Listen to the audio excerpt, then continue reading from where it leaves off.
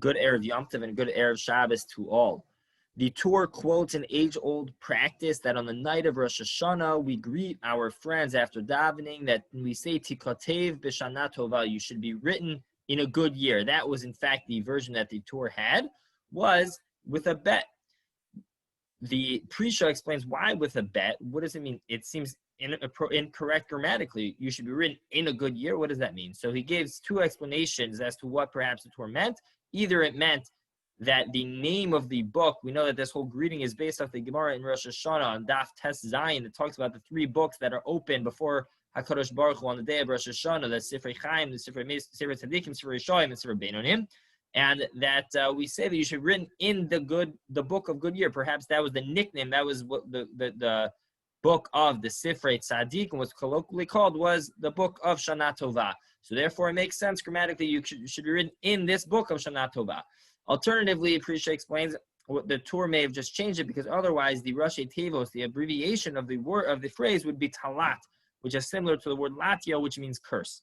And therefore, to avoid that, the Torah changes. However, the Ramah does not seem to be concerned with that problem because the Ramah, in fact, quotes his practice, but he writes, Lishana Tova Tikasev, for a good year you should be written. Now, the Mishnah Berurah points out that of course, the grammar should change based off of who you are talking to, whether it is a male or a female, or whether it is an individual or a group, right? And we should change the exact terminology based off of that.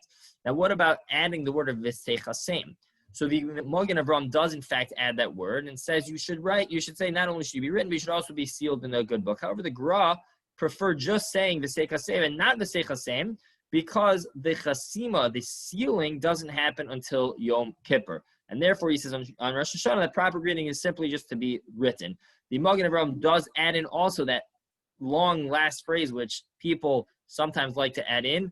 It's an extra bracha. Sometimes people like to show that they know it also by heart, right? So where does that come from? That comes, the Magen Avraham does say that it makes sense based off of the terminology of the Gemara, because the Gemara says that the tzaddikim murim are nichtavim la'alter l'chaim, that they are written and sealed for immediately for life, and therefore the Magen Avraham says based off of that Gemara, it does seem appropriate to add in that final phrase. So some certainly do have the minhag to do so, some certainly don't. Now, when do we say this?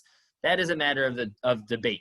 The Levush is the one who says that we should not say it after 3 hours into the day. In other words, the Levush says that after 3 hours, the tzaddikim are already written in the book of life, and therefore it's inappropriate to go ahead and say it past those 3 hours. However, the Magen Avraham says no, we have at least through the morning of the following day up until Chatzos. Now, what about the second night?